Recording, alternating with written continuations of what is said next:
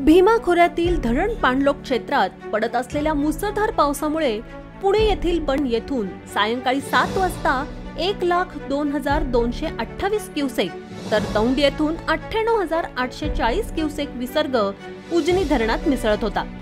गेल्या 53 दिवसात 32 टीएमसी पाणी साठा वाढला आहे। बंड गार्डन येथील विसर्गात मोठ्या प्रमाणात वाढ झाल्याने दौंड येथील विसर्ग मध्यरात्री 1.5 लाख क्युसेकच्या पुढे जाण्याची शक्यता असल्याचं उजनी धरण व्यवस्थापक सहाय्यक अभियंता प्रशांत माने यांनी दिली। शुक्रवारी उजनी धरण मृत साठ्यातून बाहेर येऊन उपयुक्त पाणी पातळीकडे वाटचाल करणार आहे। सकाळी 10 वाजता बंड गार्डन येथील विसर्ग 1,05,000 क्युसेक वरती पोहोचला होता। दुपारनंतर त्यात थोडी घट झाली।